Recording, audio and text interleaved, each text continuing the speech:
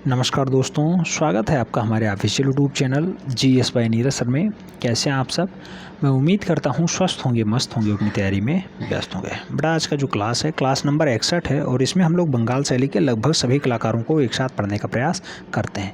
इसमें ए.बी. हेवल साहब का योगदान रहा है। आप जानते होंगे कलकत्ता आर्काडेल के प्रिंसिपल बनते हैं और सबसे पहले जो है 1896 ईस्वी में मद्रास में ये प्रिंसिपल बनाए जाते हैं। इन्हीं के सहयोग से जो है अवनींद्रनाथ ठाकुर आते हैं और अवनींद्रनाथ ठाकुर आप जानते होंगे रविन्द्रनाथ ठाकुर के शिष्य क्या इनके जो है भतीजे हैं, याद रखना है, ठीक है। 1871 में जोड़ा साकू में अवनींद्रनाथ ठाकुर का जन्म होता है। इनके बहुत सारे जो है चित्र फेमस होते हैं, जिसमें भारत माता, महापुराण, बुद्ध और सुजाता, गणेश जन्नी, बुद्ध जन्म, तिस्य रक्षिता, संध्यादीप, ताजमहल, औरंगजेब का बुढ़ापा, ये सारे जो है दृश्य बहुत ज़्यादा फेमस हो जाते हैं और इसलिए जो है इन्हें अवनी बाबू की उपाधि भी मिल जाती है। अब अवनी बाबू को हमने बहुत अच्छे से पढ़ा है। नंदलाल बसु और असित कुमार हलधर, डी.पी. राय चौधरी, इन सबको एक साथ पढ़ने का प्रयास करते हैं। ये सब इन्हीं के चेले हैं। क्षितिज मजूमदार, अब्दुल रहमान चौधरी, के वेंकटप्पा, शारदा चरण उकील, विनीत बिहारी मुखर्जी, रामचंद्र बैच, कनू देसाई, ऐसे जो है हम लोग सुधीर रंजन खासगिर, मनीषी डे, मुकुल चंडे, राम गोपाल विजयवर्गीय, इतने लोगों को एक साथ पढ़ने का प्रयास कर रहे हैं। लास्ट में आप बताइएगा वीडियो कैसा लगा। आइए देखते हैं नंदलाल बसु की अगर बात करते हैं। 1883 से 1967 का इसका कार्यकाल रहा है। खड़गपुर में इनका जन्म होता है। मुंगेर जिले के हवेली, ये मुंगेर ज़िले के हवेली खड़गपुर में 1883 में बसु का जन्म होता है। ये मुंगेर बिहार में पड़ता है बेटा, बिहार में याद रखना है। कई बार मुंगेर ना रह के बिहार रहा है ऑप्शंस में, तो बिहार इसका राइट आंसर बनता है। नंदलाल बसु मुंगेर जिले के हवेली खड़गपुर में 1883 में बसु का जन्म होता है। कलकत्ता विश्वविद्यालय में ये अवनींद्रनाथ ठाकुर के उत्कृष्ट शिष्य रहे। अपनी कला प्रतिभा के कारण ये 1922 ईस्वी में शांति निकेतन के कला विभाग में अध्यक्ष पद पर भी आसीन हुए हैं। उन्होंने बाघ और जो है अजंता की जो है गुफाओं की भित्ति चित्रण को सफल रूप से प्रतिकृतियाँ जो है यानी प्रतिलिपियाँ भी तैयार की हैं, ऐसा माना जा रहा है। माना नहीं जा रहा है, इन्होंने किया है। नंदलाल बसु ने ऐसा कारनामा किया है। किन किन गुफाओं का? अजंता और बाघ गुफाओं का प्रतिलिपियाँ 1922 ईस्वी में इन्होंने किया है। और बात करते हैं 1922 में ही कला विभाग के अध्यक्ष भी बनते हैं शांति निकेतन वाले। शांति निकेतन आप जानते होंगे अवनींद्रनाथ ठाकुर, रविन्द्रनाथ ठाकुर, इन लोगों का विशेष योगदान रहा है। रविन्द्रनाथ ठाकुर ने उसे एस्टेब्लिश किया था, तो इसकी प्रतिलिपियां भी ये तैयार करते हैं। उसके साथ साथ जो है इनकी ख्याति और बढ़ जाती है जब ये बाघ और अजंता की प्रतिलिपियां तैयार करते हैं। बाद में बसु को राष्ट्रीय सम्मान से भी मिला है, यानी पद्म विभूषण भी मिल चुका है। साथ ही साथ उन्हें कहा जाता है शिव का विश्वान बहुत अच्छे से चित्रित किया है, अर्जुन को बहुत अच्छे से बनाया है, दुर्गा जी को बहुत अच्छे से बनाया है, युधिष्ठिर की स्वर्ग यात्रा बहुत अच्छे से जो है चित्रित किया है। किसने? नंदलाल बसु ने। ये सारे इनके फेमस दृश्य हैं जो बार बार पूछे जाते हैं। शिव का विश्वान बहुत बार पूछा गया, युधिष्ठिर की स्वर्ग यात्रा पूछी गई है, मेघ पूछा गया है, उमा का तपस्या भी मूल रूप से इनका बहुत ही अच्छा दृश्य है नंदलाल बसु का। और डाटा क्या पूछा गया है, तो ये उल्लेखनीय चित्र उनके हैं, बहुत ही फेमस हैं। उन्होंने रूपावली और शिल्पकला नामक 2 कला संबंधी पुस्तकें भी लिखी हैं। तो रूपावली और जो है शिल्पकला किसकी पुस्तकें हैं, तो ये नंदलाल बसु की ही पुस्तकें मानी जाती हैं। नंदलाल बसु जो है पुस्तकों पर भी लेखन का काम किए हैं। उन्होंने अपना कला गुरु अवनींद्रनाथ ठाकुर को बंगाल शैली के एक महानतम शिखर तक पहुँचाने में मूल रूप से विशेष योगदान दिया है। 1967 में इनका जन्म जो है मृत्यु हो जाती है। 1967 में मृत्यु होती है। 1883 में इनका जन्म होता है। पद्म विभूषण मिल चुका है इन्हें और बहुत सारे सम्मान भी इन्हें मिल चुके हैं। जो खास डाटा था वो आपको हमने यहाँ बता दिया है। एक दृश्य आता है, पूजा दृश्य है, आप देख सकते हैं नंदलाल बोस ने ही इसे बनाया है। नंदलाल बसु या नंदलाल बोस, कुछ नाम आए परेशान मत होना। दूसरा नाम आता है असित कुमार हलधर। ये भी मूल रूप से अवनी बाबू के ही चेले हैं। इनका देखते हैं। असित कुमार हलधर का जन्म 10 सितंबर 1890 ईस्वी को कोलकाता में हुआ है। क्वेश्चंस पूछा गया है, याद रखना है। कोलकाता में असित कुमार हलधर जन्म थे। बचपन में उनका झुकाव चित्रकला की ओर था। 1906 में मूल रूप से अवनी बाबू के शिष्य बन गए। उस समय उन्हें चित्र बहुत उत्तम कोटि के थे। 1910-11 के मध्य अजंता के चित्रों का अध्ययन किया और मूल रूप से लेरी हरिंगम के जो है पर्यवेक्षण में ये चित्रों की प्रतिलिपियां तैयार करना स्टार्ट कर दिया। नंदलाल बसु के साथ भी इनका कार्यकाल रहा है। नंदलाल बसु के साथ भी इनका वो है कुछ काम हुआ है। आप जानते होंगे 1914 में जोगीमारा चित्रों की प्रतिलिपियां भी ये मूल रूप से तैयार करने जाते हैं। तो नंदलाल बसु के साथ भी हो गए और 1914 में जोगीमारा के चित्रों की प्रतिलिपियां तैयार की। 1921 में मूल रूप से बाघ गुफाओं की प्रतिलिपियां जो है इन्होंने तैयार की हैं। इस प्रकार हलधर भारतीय चित्र परंपरा में पूर्णतया अवगत हो गए थे। तो असित कुमार हलधर भारतीय चित्र परंपरा के बहुत अच्छे और बहुत अनुभवी जो है चित्रकार हो गए थे। इनका जन्म आप जानते होंगे 1890 में ही होता है। कहाँ से? कोलकाता से। जो क्वेश्चंस बार बार बनते हैं उन्हें आपको याद रखना है।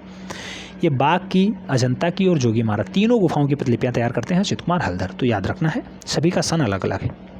इस प्रकार हलधर भारतीय चित्र परंपरा में पूर्णतः अवगत हो गए थे। 1924 में महाराजा स्कूल ऑफ आर्ट्स जोधपुर के प्रधानाचार्य बनते हैं। सबसे पहले महाराजा स्कूल ऑफ आर्ट्स जोधपुर के प्रधानाचार्य बनते हैं, लेकिन एक वर्ष बाद उन्हें लखनऊ कॉलेज में बुला लिया जाता है और लखनऊ कला के हस्तशिल्प महाविद्यालय में आचार्य पद पर इन्हें आना पड़ता है। ये क्वेश्चन बहुत बार पूछा गया है, क्योंकि ये जो लखनऊ आर्ट कॉलेज है इसमें पहले भारतीय प्रिंसिपल बनाए जाते हैं असित कुमार हलधर जी, इसलिए बार बार क्वेश्चन पूछा जाता है, आपको कन्फ्यूज करने के लिए डाला जाता है, तो याद रखना है। 1964 में इनका देहावसान हो जाता है। अब इनके जो खास खास चित्र हैं उसे आपको याद रखना है। जैसे हलधर ने लकड़ी, रेशम, भित्ति और कागज के साथ साथ कैनवास, कैनवास उसे कहते हैं जिसमें कागज और कपड़ा दोनों का प्रयोग हुआ हो और लीप पोत की अच्छे से बना लिया जाए, वो है कैनवास। तो इस पर बहुत अच्छे अच्छे चित्रण किए हैं और विभिन्न धरातलों पर चित्रण का काम किया है। उन्होंने अपने संयोजन में सदैव सरलता का ध्यान रखा है, बहुत ही सरल और सहल जो है चित्र बनाए हैं।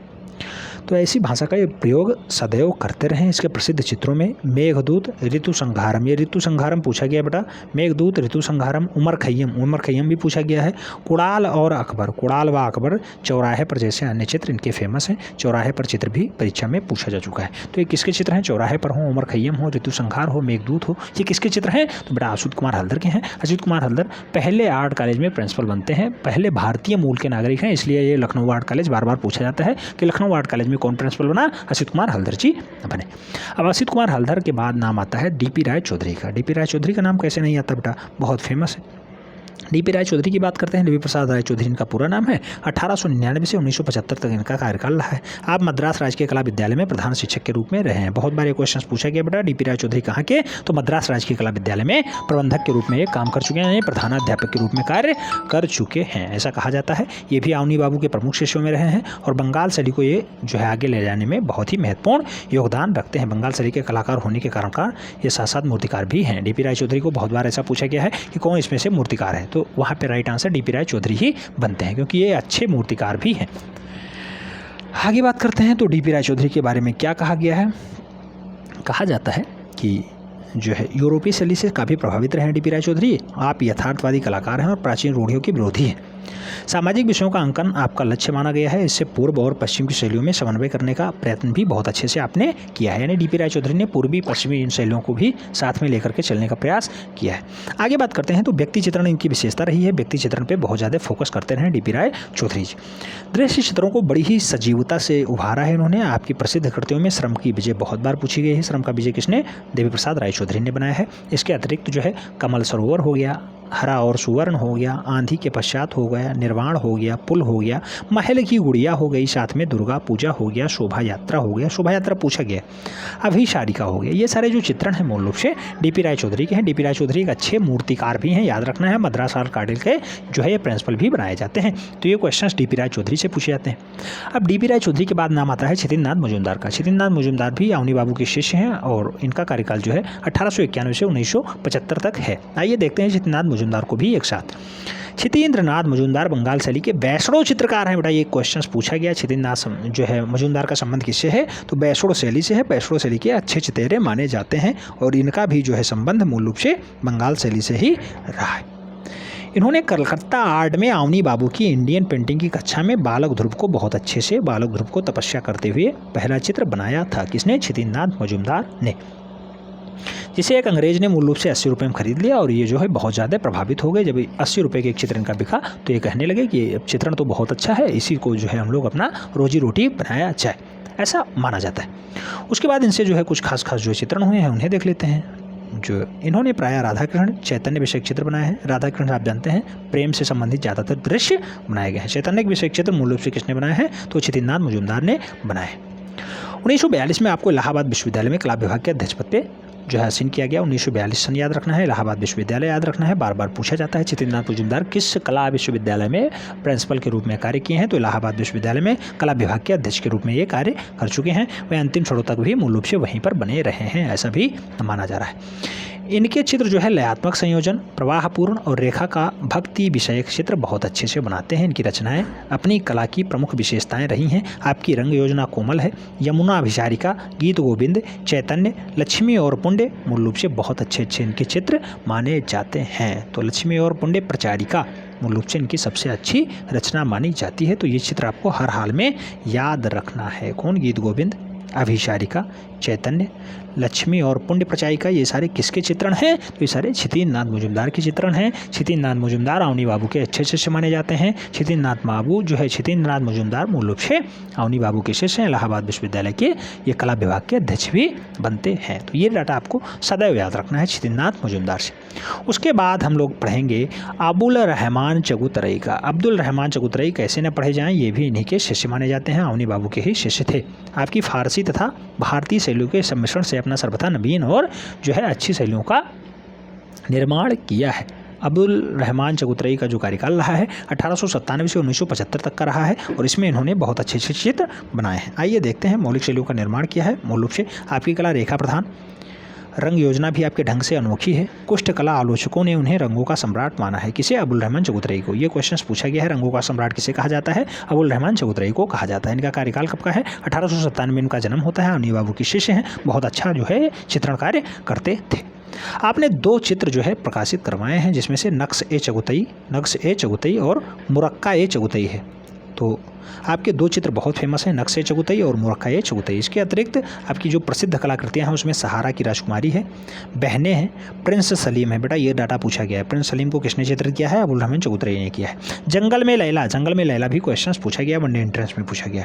जीवन, बुझी हुई लो, गीत की भेंट, जीवन जाल किसका है? अबुल रहमान चगुतरई का है। जीवन जाल हो गया, सन्यासी हो गया, राधा कृष्ण हो गया, हरी मन तोता भी पूछा गया, या फिर हिरी मन तोता किसकी रचना है? मूल रूप से अबुल रहमान चगुतरई की रचना मानी जाती है। तो अबुल रहमान चगुतरई से इतने क्वेश्चंस खास बनते थे, उन्हें हम लोगों ने देखने का प्रयास किया है। अब हम लोग आगे बढ़ते हैं, के वेंकटप्पा के बारे में देखते हैं। के वेंकटप्पा भी मूल रूप से अवनी बाबू के ही शिष्य हैं और के वेंकटप्पा जो है इनका कार्यकाल 1887 से 1965 तक का रहा है। ये सभी गुरु भाई ही हैं, चाहे वो अबुल रहमान चगुतरई हों, के वेंकटप्पा हों, शारदा चरण वकील हों, क्षितिज नाथ मुजुमदार हों या फिर शैलेंद्र नाथ डे हों, सभी एक साथ के हैं। ठीक है, जैसे के वेंकटप्पा की अगर बात करते हैं तो ये अवनी बाबू के आरंभिक शिष्यों में से एक थे। इनके पूर्वर विजयनगर साम्राज्य के दरबारी चित्रकार माने जाते हैं। के वेंकटप्पा के जो पूर्वज हैं यानी पूर्वज हैं, इनके पिताजी या बाबा जी हैं, वो विजयनगर साम्राज्य हरिहर और रुक्का वाला उसके दरबारी चित्रकार माने जाते हैं। विजयनगर के पतन के पश्चात वह मैसूर राज्य के बस गए, मूल रूप से मैसूर राज्य चले गए। उन्होंने आरंभ में मैसूर कला विश्वविद्यालय में शिक्षा ग्रहण की। कौन? के वेंकटप्पा ने मैसूर कला में जो है कला की शिक्षा ग्रहण की है। उसके बाद मूल रूप से वह पश्चिमी कला पर भी इनका प्रभाव पड़ा है। 1909 से 16 के मध्य अवनी बाबू की कला शिक्षा ग्रहण करने ये लोग जो है आ गए और मैसूर में बंगाल कला का प्रचार भी किया, परंतु उनकी आकृति रचना में नाजुकपन नहीं था, यानी बहुत कोमलताएं नहीं थी। रंग विधान मधुर व चटकीला था, उस पर मुगल व राजस्थानी शैलियों का प्रभाव पड़ा है। ये क्वेश्चन पूछा जाता है, राजस्थानी और मुगल शैलियों का एक साथ प्रभाव किस कलाकार के जो है चित्रण में देखने को मिलता है? तो मिलता है के वेंकटप्पा पे। ये क्वेश्चन बना है, यही क्वेश्चन पूछा जाता है, याद रखना है। रेखाएं बारीक व सशक्त हैं और आकृतियों में गढ़नशीलता का भी आभास रहा है, ऐसा भी देखने को मिलता है।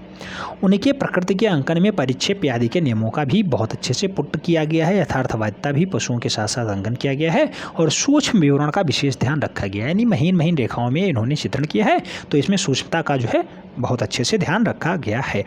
1910 में अजंता के भित्ति चित्रण की प्रतिलिपियां तैयार करने के लिए लेडी हेरिंगम के दल में ये भी शामिल थे।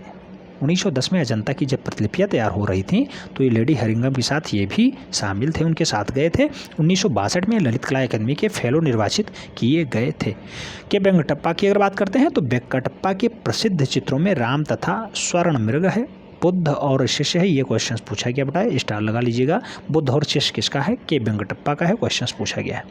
बीड़ा की मतवाली और शिवरात्रि आदि जो फेमस चित्र हैं वो के वेंकटप्पा के हैं। हालांकि के वेंकटप्पा जो क्वेश्चंस बनता है, मुगल और राजस्थानी शैली का प्रभाव किस पे है? के वेंकटप्पा पे है। और मूल रूप से बुद्ध और शिष्य किसका चित्रण है? तो के वेंकटप्पा का ही है।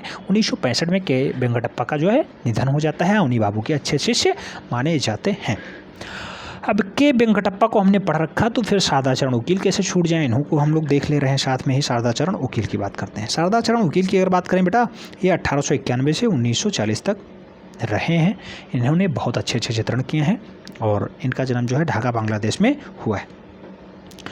बात करते हैं ढाका बांग्लादेश में शारदा चरण वकील का जन्म हुआ है। कई बार यही क्वेश्चन पूछा गया है। शारदा चरण वकील उन अग्रणी कलाकारों में से थे जिन्होंने समय के प्रवाह को पहचान लिया और अपनी कला में विविधता का समावेश किया है। उनकी कला शिक्षा government of school arts Kolkata में अवनी बाबू के निर्देशन में पूरी हुई है। किसमें?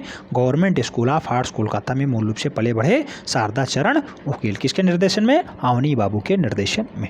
तो ये डाटा आपको याद रखना है। वह अवनी बाबू के प्रमुख शिष्यों में से थे, परंतु उन्होंने बंगाल स्कूल की जो है विकसित परंपराओं को पृथक पृथक पक्ष ग्रहण किया, जो कला के उदांत सौंदर्य को उनकी निजी शैलियों में उतारने में सक्षम हुआ है। सन 1926 में वो शारदा चरण वकील स्कूल ऑफ आर्ट्स की स्थापना करते हैं, यानी अपने नाम से एक स्कूल आर्ट्स की स्थापना भी कर देते हैं, जहाँ से बहुत सारे विख्यात कलाकार प्रशिक्षित होकर के आगे बढ़ते हैं। शारदा चरण वकील के बारे में अगर और देखा जाए तो और डाटा कहा गया है कि शारदा चरण वकील के चित्रों में एक संगीतात्मक माधुर्य है, और मूल रूप से यद्यपि वे शारीरिक संबंध त्रुटियों में भी पाए जाते हैं, किंतु उन्होंने लय, रंग और भाव व्यंजना पर विशेष बल दिया है। पृष्ठभूमि पर गौड़ रंग रखा है, रंगों को कोमल वास भक्ति चित्रण यानी जो है वास चित्रण से प्रयुक्त किया है। जो रंग क्रमशः हल्के या गहरे होते चले गए हैं उनको एक क्रम से लगाते चले गए हैं, ऐसा चित्रण देखने को मिलता है। अधिक रंगों का प्रयोग ना करके मात्र 2-3 रंगों का ही प्रयोग मूल रूप से करते थे, और शारदा चरण वकील की यही खासियत भी मानी जाती है। अगर बात करते हैं तो 2-3 रंगों में और क्या क्या बना है जिसमें नेत्रों को सुखद अनुभूति होती है, वही रंग जो है ज़्यादातर ये प्रयोग किए हैं। उनकी नारी आकृति स्वप्न लोक की सुकृष्ट प्रतीत होती है। तो नारी आकृति का चित्रण सबसे अच्छा किसने किया है? शारदा चरण वकील ने किया है। उनकी प्रसिद्ध कृतियों में जटायु की मृत्यु है, ये क्वेश्चन पूछा गया बेटा। जटायु की मृत्यु को किसने चित्रित किया है? शारदा चरण वकील ने किया है। राधा कृष्ण हो गया, वंशी वादक गोपाल हो गया, ईद का चांद हो गया, संदेश हो गया, जर्जर भिखारी, ये भी क्वेश्चन पूछा जा चुका है। प्रेम पीड़िता बिरहणी मूल रूप से किसका है? शारदा चरण वकील का है। तो प्रेम पीड़िता बिरहणी भी स्टार लगा लीजिएगा, बहुत महत्वपूर्ण है। जटायु की मृत्यु भी बहुत महत्वपूर्ण है। शारदा चरण वकील की अच्छी रचनाएं हैं। इनका जन्म जो है ढाका बांग्लादेश में होता है, 1891 में इनका जन्म होता है, 1940 में इनकी मृत्यु हो जाती है। ये डाटा आपको सदैव याद रखना है शारदा चरण वकील के बारे में। अब इनका नाम खत्म होता है तो उसके बाद हम लोग नाम लेंगे विनोद बिहारी मुखर्जी का। विनोद बिहारी मुखर्जी के बारे में अगर बात करते हैं तो बेटा 1904 से जो है 1980 तक इनका कार्यकाल रहा है। विनोद बिहारी मुखर्जी नंदलाल बोस व असित कुमार हल्दर के प्रिय शिष्य रहे हैं। तो नंदलाल बोस के शिष्य हैं और असित कुमार हल्दर के शिष्य माने जाते हैं विनोद बिहारी मुखर्जी जी। उन्होंने चीनी, जापानी और पश्चिमी शैलियों को गंभीर अध्ययन किया है। भारतीय कला परंपरा में विनोद बिहारी मुखर्जी को बहुत महत्वपूर्ण योगदान रहा है। उन्होंने कला को बंगाल शैली को भावुकता से बाहर निकाला है और साहित्यिक विषयों में भी जो है प्रभुत्व हटा के कला के विशुद्ध चित्र, रेखा, रंग, रूप, टेक्सचर आदि को महत्व दिया है। तो भावुकता से हटाया है, साहित्य से हटाया है, मूल रूप से ओरिजिनल चित्रों में ये जो है आगे बढ़ाए हैं विनोद बिहारी मुखर्जी। उनकी कला में विविधताएं हैं। भित्ति चित्रण, कोलाज, उकटकर और कैलीग्राफी सभी प्रकार के कार्य मुखर्जी ने ही किए हैं। कोलाज पद्धति पूछा जाता है किसने स्टार्ट किया है, तो ये मूल रूप से विनोद बिहारी मुखर्जी ने ही स्टार्ट किया है। विनोद बिहारी मुखर्जी की अगर बात करते हैं तो उनकी कला भारतीय में आधुनिक चित्रकला को विकसित कर वह कड़ी है जिसमें वो ऐसी जो है स्वायत्तता प्रदान करते हैं जिसका आज वह सुख भोग रही हैं। मूल रूप से कहा जा रहा है कि बहुत अच्छे ढंग से, बहुत सरल स्वभाव में मूल रूप से उन्होंने चित्रण किया है, वास्तविकता को दर्शा रही है ऐसा चित्रण उन्होंने किया है। कि उन्होंने तो विनोद बिहारी मुखर्जी ने उन्होंने अतीत को नज़रअंदाज नहीं किया, वरन उनके महत्वपूर्ण पक्षों को नए युग में जो है संदर्भित किया है और उसे प्रस्तुत करने का प्रयास किया है। विनोद बिहारी मुखर्जी के बारे में कहा जाता है कि ये चित्रकार भी हैं, कला शिक्षक भी हैं और टिप्पणीकार भी हैं। उसके साथ साथ एक आलोचक के रूप में मुखर्जी का बहुत बड़ा योगदान है। तो चित्रकार, कला शिक्षक, टिप्पणीकार, आलोचक के रूप में कौन फेमस है? विनोद बिहारी मुखर्जी जी फेमस है। उनकी प्रसिद्ध कृतियों में बेटा जंगल है, क्वेश्चन पूछा गया है, जंगल हो गया, पुल हो गया, मंदिर का घंटा और मध्यकालीन हिंदी संत, गली में चलते फिरते लोग, ऐसा भी इन्होंने चित्रण किया है। बालक और वृद्ध एक साथ इन्होंने दर्शाया है। केश विन्यास, सामान्य व्यक्ति, नेपाली दृश्यांकन, बाग में बहल कदमी या फिर चहल कदमी, तो ऐसा दृश्य मूल रूप से किसका है? विनोद बिहारी मुखर्जी जी का है। तो ये डाटा आपको थोड़ा बहुत याद रखना है। जैसे केश विन्यास किसकी रचना है? विनोद बिहारी की है। बालक वृद्ध किसकी रचना है? विनोद बिहारी की है। सामान्य व्यक्ति किसकी रचना है? जो है विनोद बिहारी मुखर्जी की है। नेपाली दृश्यांकन किसका है? विनोद बिहारी मुखर्जी का है। गली में चलते फिरते लोग किसके हैं? तो ये भी विनोद बिहारी मुखर्जी ने ही चित्रित किया है। बाग में चहलकदमी, ये भी क्वेश्चन पूछा जा चुका है, तो ये विनोद बिहारी मुखर्जी की अच्छी रचना मानी जाती है। इतना डाटा आपको विनोद बिहारी मुखर्जी से याद रखना है। नंदलाल बोस और असित कुमार हल्दर के सबसे प्रिय शिष्य माने जाते हैं।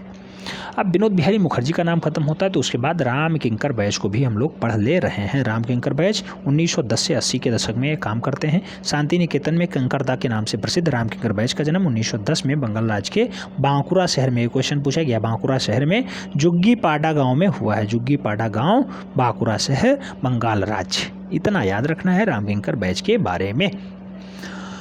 आगे बात करते हैं तो बैज प्रधानतया मूर्तिकार हैं बेटा, ये याद रखना है। बैज मूर्तिकार हैं, जैसे डीपी राय चौधरी भी चित्रकार और मूर्तिकार दोनों थे, ऐसे मूर्तिकार हैं। सीमेंट व प्लास्टर से पत्थर में उन्होंने अनेक मूर्तियां बनाई हैं। प्रायः प्रफुल्ल जीवन शक्ति से भरपूर एवं विकासशील जीवन के विषयों में उन्होंने बहुत अच्छे से मूर्तिमान किया है। राम किंकर बैज ने बहुत सारी मूर्तियों का निर्माण किया है। आगे बात करें तो वे मूर्तिकार भी हैं, आप जानते हैं विनोद बिहारी मुखर्जी के साथ राम किंकर बैज और डीपी राय चौधरी मूर्तिकार हैं। वे मूर्तिकार के साथ साथ एक अच्छे चित्रकार भी हैं, जैसे डीपी राय चौधरी थे। आरंभिक में उन्होंने लघु चित्रों की रचनाएं की, किंतु शीघ्र ही वह तैल रंगों में अपना स्थान बना लिए। विविध प्रयोग के लिए व्यक्ति चित्रण, डिजाइन, भारत लताएं, प्रकृति दृश्य आदि समस्त प्रकार के उन्होंने चित्रण किए हैं। किन्होंने? राम किंकर बैज ने। मुख्यतः दृश्य चित्रों में विस्तार, वातावरण और ढांचों की स्थूलता को प्रभावशाली रूप में प्रस्तुत किया गया है। किसके द्वारा? तो राम किंकर बैज के द्वारा। बैज के दैनिक जीवन में तूलिका रंग के चित्रण को माध्यमिक रूप से दर्शाया गया है और इसका माध्यम तूलिका रंगों के चित्रण माने जाते हैं। एक पार्श्व चित्र है, प्लास्टर से बनाया गया है, मूल रूप से राम किंकर बैज के द्वारा। आप देख सकते हैं ये तूलिका चित्रण है, याद रखना है। राम किंकर को जल रंगों का कार्य विनोद बिहारी मुखर्जी से मिलता जुलता है। जैसे जल रंग में जब कार्य करते हैं तो विनोद बिहारी मुखर्जी से काफ़ी इनका हेलमेल लगता है। उनकी चित्रकला एवं मूर्तिकला का समस्त कार्य प्रकृति की बहुत करीब माना जाता है। एकदम लेटेस्ट डाटा बनाते हैं, प्रकृति से अनोखा दृश्य बनाते हैं। मानवाकृति में वो गति पर विशेष ध्यान देते हैं। संयोजन में स्थितियों एवं मुद्राओं का बहुत अच्छे से प्रयोग करते हैं और उन्हें वे जीवन में स्पंदन के साथ लयात्मक रूप में चित्रित करते हैं।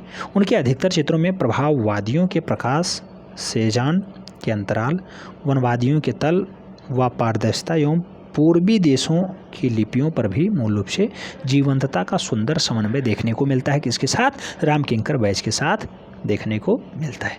उनके चित्र मूर्तियों की रचना में सुजाता, संथाल परिवार, अनाज की उसाई, कन्या और कुत्ता आदि विशेष प्रसिद्ध हैं। अनाज की उसाई पूछा गया है, संथाल परिवार पूछा गया है, बहुत बार पूछा गया। संथाल परिवार किसका है? राम किंकर बैज का है। तो संथाल परिवार, अनाज की उसाई, मूर्तियों की रचना और सुजाता मूल रूप से किसके चित्रण हैं? तो ये विनोद बिहारी मुखर्जी नहीं, राम किंकर बैज के चित्रण हैं। राम किंकर बैज चित्रकार भी हैं, मूर्तिकार भी हैं, इसलिए डाटा बहुत ही महत्वपूर्ण हो जाता है। जैसे डीपी राय चौधरी मूर्तिकार भी हैं, चित्रकार भी हैं, ऐसे राम किंकर बैज भी चित्रकार भी हैं, मूर्तिकार भी माने जाते हैं। अब राम किंकर बैज को हमने पढ़ा, उसके बाद केनू देसाई को आपको याद रखना है। केनू देसाई, अच्छा, राम किंकर बैज का जन्म बहुत बार पूछा गया। किंकरदा का जन्म कहाँ पे होता है बेटा? तो जुग्गीपाडा, बांग्लादेश नहीं, बंगाल। जुग्गीपाडा बंगाल में होता है। बांग्लादेश में किसका होता है? ढाका बांग्लादेश शारदा चरण उकील का होता है, याद रखना है। अब कनू देसाई के बारे में हम लोग देखने का प्रयास करते हैं। कनू देसाई गुजरात के प्रसिद्ध कलाकार कनू देसाई का जन्म 1907 ईस्वी में हुआ है। देसाई की कला शिक्षा शांति निकेतन में हुई है। शांति निकेतन में जब ये शिक्षा पाए हैं इसलिए इन्हें बंगाल शैली से कोरिलेट करके देखा जा रहा है। आगे बात करते हैं तो कनू देसाई नंदलाल बोस के शिष्य होने का सौभाग्य प्राप्त होता है और मूल रूप से कहा जाता है कि गुजराती विद्यापीठ की कला में प्रधान अध्यापक के रूप में कनू देसाई काम कर चुके हैं। वे राष्ट्रभक्त कलाकार थे। उन्होंने परंपरावादी कलाकारों में चित्र संयोजन किया है, जिसमें रेखा का सौंदर्य देखते हुए बनता है। किसके? कनू देसाई के चित्रांकन में रेखाओं को बहुत अच्छे से दर्शाने का प्रयास किया जाता है। प्रायः राधा कृष्ण, मीरा, उत्सव, त्यौहार और श्रृंगारिक प्रसंगों से संबंधित चित्र मूल रूप से कनू देसाई ने खूब बनाए हैं। कनू देसाई किसके शिष्य हैं? नंदलाल बोस के शिष्य हैं। कनू देसाई चलचित्र जगत में भी संबंधित रहे हैं। विविध उत्तम फिल्मों में कला निर्देशन कनू देसाई ने किया है, जिसमें रामराज, ये याद रखना है, रामराज फिल्म का निर्देशन किसने किया? कनू देसाई ने किया है। बैजू बावरा, झनक झनक पायल बाजे, ये सब चित्रण है, मूल रूप से निर्देशन का काम है। ये फिल्म है उसके झनक झनक पायल बाजे किसे हैं? कनू देसाई इसके निर्देशन है।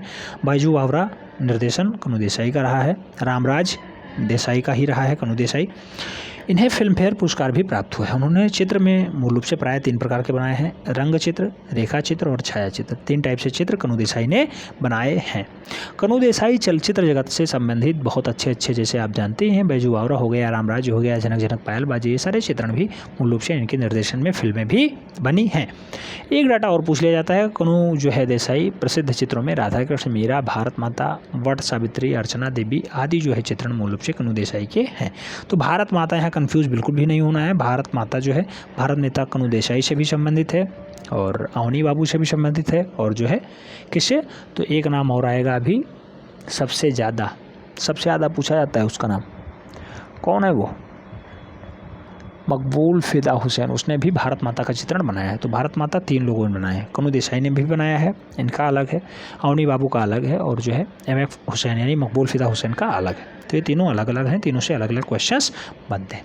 अब कनु देसाई के बाद सुधीर रंजन खासगीर को हम लोग देख ले रहे हैं। सुधीर रंजन खासगीर 1907 से 1974 तक इनका कार्यकाल रहा है। अगर सुधीर रंजन खासगीर के बारे में जाने तो सुधीर रंजन खासगीर के जीवन में हर्षोल्लास से संबंधित रहा है, बहुत जो है सुखी संबंधित जीवन रहा है।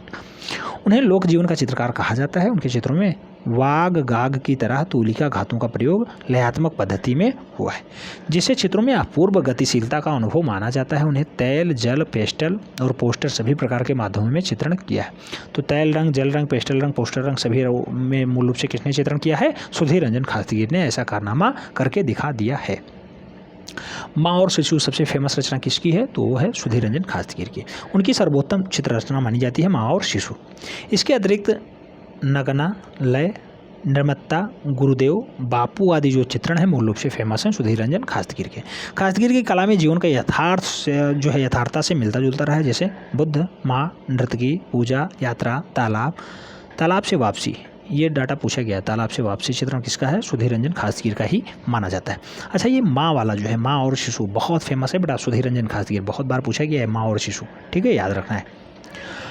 अधिक अन्न उपजाऊ, तूफान में यात्रा, ये भी पूछा गया। तूफान में यात्रा किसकी रचना है, तो ये भी सुधीर रंजन खासगीर की ही रचना मानी जाती है। अच्छे चित्रकार हैं। श्रमिक और जनसाधारण से उनके कला में विशेष विषय जुड़ा हुआ है। ऐसा माना जा रहा है कि श्रमिकों से संबंधित बहुत सारे जो चित्रण मूल रूप से मिलते हैं वो सुधीर रंजन खासगीर के ही हैं। जो खासकर डाटा सुधीर रंजन खासगीर से पूछा जाता है वो यही है कि बुद्ध, माँ, नर्तकी और तूफान में यात्रा के साथ साथ गुरुदेव और माँ और शिशु बहुत अच्छे से पूछे जा रहे हैं। इसे आपको सदैव याद रखना है। अब जो है सुधीर रंजन खासगीर का नाम मिटता है तो उसके बाद हम लोग मनीषी डे को भी पढ़ ले रहे हैं। मनीषी डे आइए देखते हैं मनीषी डे के बारे में। 60 साल इनका जीवन रहा है। 1906 से 1966 तक इनका कार्यकाल रहा है। मनीषी डे जन्मजात चित्रकार थे। उनका एक कलात्मक परिवार भी जन्म हुआ है। डे का पालन पोषण रविन्द्रनाथ ठाकुर ने देखरेख में हुआ है। मनीषी डे के बड़े भाई मुकुलचंद डे और बहन रानी चंद्रा थी, जो दोनों ही प्रतिभाशाली चित्रकार माने जाते हैं। मनीषी डे के प्रथम क्लास शिक्षा जो है रविन्द्रनाथ से प्राप्त हुई है। उसके पश्चात जो है नंदलाल बोस के निर्देशन में इनकी शिक्षाएं हुई हैं। ग्वालियर, मुंबई और दक्षिण भारत में रहकर उन्होंने अपने सर्वश्रेष्ठ कलाकृतियों की रचनाएं की है। आकृतियों में टेम्परा और जल रंगों का बहुत अच्छे से प्रयोग किया है। प्रकृति व नारी जीवन में बहुत सारे स्केच भी बनाए हैं। किसने, मनीषी डे ने। भारतीय कुमारियों की एक सचित्र रचना मूल रूप से इनकी बहुत फेमस हुई है। आकृति रचना के अलावा मूल रूप से इन्होंने आधुनिक रंगों का प्रयोग बहुत अच्छे से किया है। ये गुलाबी रंगों को बहुत ज़्यादा फेमस करती थी, तो हल्के गुलाबी रंगों का प्रयोग बहुत अच्छे से किया है। किसने, मनीषी डे ने। मनीषी डे के जो है गुरु कौन है, तो मनीषी डे के गुरु ध्यान रखना है नंदलाल बोस के निर्देशन में इनकी शिक्षा दीक्षा होती है। रविन्द्रनाथ ठाकुर से भी इन्होंने शिक्षाएँ ग्रहण की हैं। उन्हीं की देखरेख में पली बढ़ी आगे हैं। अब आगे बात करते हैं शैलेंद्रनाथ डे के बारे में। शैलेंद्रनाथ डे का जो है बंगाल शैली के कुशल कलाकारों में नाम है। अवनी बाबू के शिष्यत्व हैं। 1909 ईस्वी में इन्होंने जो है अवनी बाबू से कला शिक्षा की जो है शिक्षा ग्रहण की थी। महाराजा स्कूल ऑफ आर्ट्स जयपुर में उप प्रधानाचार्य के रूप में शैलेंद्रनाथ डे ने काम किया है। डे ने जयपुर के अनेक सुंदर चित्रों की रचना की है तथा कलाकारों के प्रति जो है विशेष योगदान भी रहा है इनका। इनके अंडर में बहुत सारे लोग जो है कलाकार पले बढ़े और आगे बने हैं, क्योंकि आप जानते होंगे चित्रकला के प्रति विशेष जनभावना को, जन चेतना को जो इन्होंने आगे बढ़ाया है। उन्होंने भारतीय चित्रकला के विद्यार्थियों के लिए भारतीय चित्रकला पद्धति नामक से एक पुस्तक लिख दी। भारतीय चित्रकला पद्धति के लेखक कौन हैं, तो याद रखना है शैलेंद्रनाथ डे जी हैं। क्वेश्चंस घुमा के पूछेगा, शैलेंद्रनाथ डे देगा और शैलेंद्रनाथ डे राइट आंसर बनेगा। किसके लिए, भारतीय चित्रकला पद्धति। तो ऐसी शीर्षक से पुस्तक किसने निकाली, शैलेंद्रनाथ डे ने निकाली है। मूल रूप से शैलेंद्रनाथ डे के बहुत सारे शिष्य हैं, उनका नाम आगे हम लोग ले रहे हैं। उन्होंने जयपुर में रहकर अनेक योगी शिष्यों को कला की शिक्षाएं दी। उसमें राम गोपाल विजयवर्गीय का नाम आता है। राम गोपाल विजयवर्गीय एक साथ नाम है बेटा। श्री मोहनलाल, शंभुनाथ मिश्रा, अवनीश चंद्र गौतम, देवकी नंदन मिश्रा मूल रूप से इनके प्रमुख शिष्य हैं। देवकी नंदन मिश्रा हो गया, शंभुनाथ मिश्रा हो गया, अवनीश चंद्र गौतम हो गया, राम गोपाल विजयवर्गीय हो गया, श्री मोहनलाल हो गया। मूल रूप से किसके शिष्य हैं, तो ये शैलेंद्रनाथ डे के शिष्य हैं। शैलेंद्रनाथ डे मूल रूप से किसके शिष्य हैं, तो आप जानते हैं अवनी बाबू के शिष्य माने जाते हैं, अवनीन्द्रनाथ ठाकुर के शिष्य माने जाते हैं। अब जो है शैलेंद्रनाथ डे का काम खत्म होता है तो हम लोग मुकुलचंद डे के बारे में थोड़ा सा डाटा देख ले रहे हैं, क्योंकि मुकुलचंद डे से भी क्वेश्चंस बन जाता है। 1885 से 1989 इनका कार्यकाल रहा है, याद रखना है। मुकुलचंद डे की कला शिक्षा रविन्द्रनाथ ठाकुर तथा अवनींद्रनाथ ठाकुर के सानिध्य में विकसित हुई है। मूल रूप से 1927 ईस्वी में बर्किंघम पैलेस में किंग जॉर्ज पंचम द्वारा जो है जुबली मेडल और कोरोनेशन मेडल से मूल रूप से इन्हें सम्मानित किया जा चुका है। किसे? तो मुकुलचंद डे को सम्मानित किया जा चुका है। रविंद्र विश्वविद्यालय कोलकाता से डीलिट की उपाधि प्राप्त करने के साथ ही ललित कला अकादमी कोलकाता में फेलो भी प्राप्त हो चुका है, ये फेलो भी रह चुके हैं। 1944 ईस्वी में government school of Artem Kolkata में प्राचार्य के पद पर कार्यमुक्त होने के पश्चात मुकुलचंद डे ने कुछ काम और किए हैं जो है चित्रकला को आगे बढ़ाने के लिए आते हैं। तो इस चित्रकला में लीन कलाकार कौन है? तो मुकुलचंद डे हैं। कहाँ पे जो है कार्य किए हैं? तो कोलकाता में प्रधानाचार्य के रूप में गवर्नमेंट स्कूल ऑफ आर्ट्स में काम कर चुके हैं। कौन? तो ये मुकुलचंद डे। मुकुलचंद डे के बारे में एक दो डाटा और पूछा जाता है, जैसे भारतीय कला परंपरा के अमलांकन यानी एचिंग पूर्णतया नवीन विधा थी। वे तत्कालीन ऐसे कलाकार हैं जिन्होंने इस दिशा में सर्वाधिक कार्य किया है। जी, एचिंग बनाने में बहुत आगे जो है काम किए हैं। भारतीय विन्यास के प्रकृति के बावजूद भी उन्होंने सुरुचि व बुद्धि चातुर्य से एक नए कार्य को सीखा है। धातु का बारीक रेखांकन व अन्य प्रयोगों में सूक्ष्मता के साथ साथ आत्मसात मूल रूप से किया है। किसने? मुकुलचंद डे ने।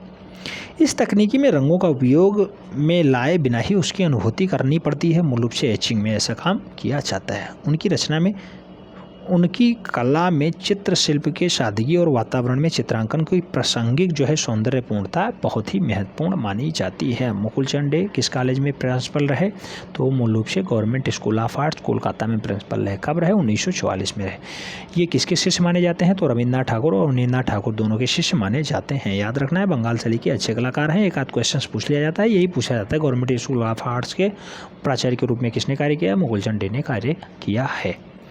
अब नाम आता है रामगोपाल विजयवर्गीय का। रामगोपाल विजयवर्गीय शैलेंद्रनाथ डे के शिष्य हैं। ये क्वेश्चंस आपको कंफ्यूज करने के लिए देता है, इसमें से कौन अवनी बाबू के शिष्य नहीं है। सीधे क्वेश्चंस देगा, पूछा जाएगा रामगोपाल विजयवर्गीय किसके शिष्य हैं, और सीधे सीधे ऑप्शंस में गलत हो जाएगा, क्योंकि ये शैलेंद्रनाथ डे के शिष्य हैं। जयपुर में रह करके जो है रामगोपाल विजयवर्गीय ने जो है शैलेंद्रनाथ डे से शिक्षा प्राप्त की थी। शैलेंद्रनाथ डे किसके शिष्य हैं? तो वो अवनी बाबू के शिष्य हैं।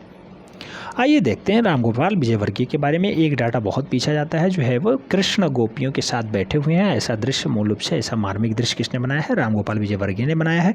आइए देखते हैं। पद्मश्री रामगोपाल विजयवर्गीय का जन्म बालेर सवाई माधोपुर में सन 1905 में हुआ था। वे महाराजा स्कूल ऑफ आर्ट्स जयपुर में मूल रूप से शैलेंद्रनाथ डे के प्रिय शिष्य रहे हैं। 1945 से 66 तक राजस्थान स्कूल ऑफ आर्ट्स के प्राचार्य के पद पर मूल रूप से काम कर चुके हैं। तो राजस्थान स्कूल ऑफ आर्ट्स में प्राचार्य के रूप में किसने काम किया? रामगोपाल विजयवर्गीय ने काम किया है। जब ये प्राचार्य थे तो इन्हें बहुत सारे पुरस्कार भी मिल चुके हैं। पुरस्कारों के लिए आप जानते हैं आजकल का डाटा बहुत फेमस हो जाता है। अक्सर पुरस्कार के लिए लोग जो है जीवित रहते हैं। और विजयवर्गीय की अगर बात करते हैं तो जल रंग तथा वास्तु तकनीकी में बंगाल शैली के कुशल कलाकार रहे हैं रामगोपाल विजयवर्गीय।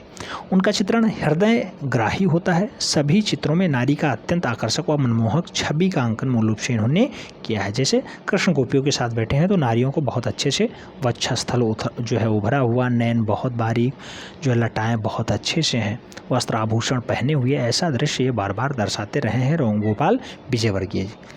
तो बहुत आकर्षक और मनमोहक छवि चित्रण इन्होंने किया है। उनके चित्रों में रेखा प्रवाह तथा कोमलता के रंग योजना को अद्वितीय निर्वाह हुआ है। नीले रंग के जैसे मधुर प्रभाव को प्रदर्शित करने में मूल रूप से विजयवर्गीय सिद्धांत हासिल थे, ऐसा माना जाता है।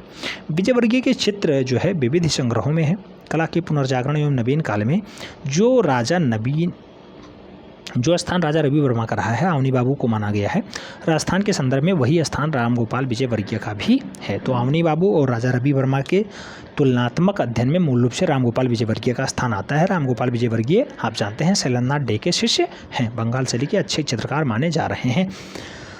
इनकी शैली में विजयवर्गीय शैली के नाम से भी विश्वविख्यात होती है। उनका अधिकांश चित्रण कालिदास, तुलसीदास, जयदेव और अमर कृतियों पर आधारित रहा है। विजयवर्गीय के प्रसिद्ध चित्रों में सीताहरण, ताड़कावध, पार्वती तपस्या, प्रतीक्षारत राधा, और इंद्रजीत विजय, उमर खैयम। उमर खैयम बहुत बार पूछा गया बेटा, ये उमर खैयम किसकी रचना है? तो उमर खैयम मूल रूप से किसकी रचना है? रामगोपाल विजयवर्गीय की है। कृष्ण गोपियों के साथ बैठे हुए हैं पुष्कर मेले में, तो ऐसा दृश्य किसका है? ये भी रामगोपाल विजयवर्गीय का बहुत फेमस है। बस स्टैंड, ये भी क्वेश्चन पूछा गया, बस स्टैंड किसकी रचना है? रामगोपाल विजयवर्गीय की है। मदारी खेत में नाग पूजा तागावाला, पनघट की ओर, सदी के इन दिन, मूल रूप से ये सब किसकी रचनाएं हैं? तो ये सब राम गोपाल विजयवर्गीय की हैं। ये वाला डाटा आपको याद रखना है। नागपोचा हो गया, उमर खैयम हो गया, कृष्ण गोपियों के साथ बैठे हैं पुष्कर मेले में, और मूल रूप से ताड़कावध और पार्वती तपस्या, ये सारे दृश्य किसके हैं? तो ये सारे चित्रण मूल रूप से राम गोपाल विजयवर्गीय ने किए हैं। तो ये आपका दृश्य है, ये कृष्ण बैठे हुए हैं, गोपियों के साथ बैठे हुए हैं। आप देख सकते हैं कैसे जो है नारियों को चित्रित करने का काम रहा है राम गोपाल विजयवर्गीय का। राम गोपाल विजयवर्गीय से जो भी क्वेश्चंस बनते थे हमने आपको करा दिए हैं। मैं मानता हूँ राम गोपाल विजयवर्गीय आप जानते होंगे, शैलेंद्रनाथ डे के शिष्य हैं, आपको याद हो गया होगा। तो आज के इस वीडियो में इतना ही जो है बंगाल शैली लगभग कंप्लीट हो चुकी है आज के इस वीडियो में। मिलते हैं नेक्स्ट वीडियो में, तब तक के लिए जय हिंद।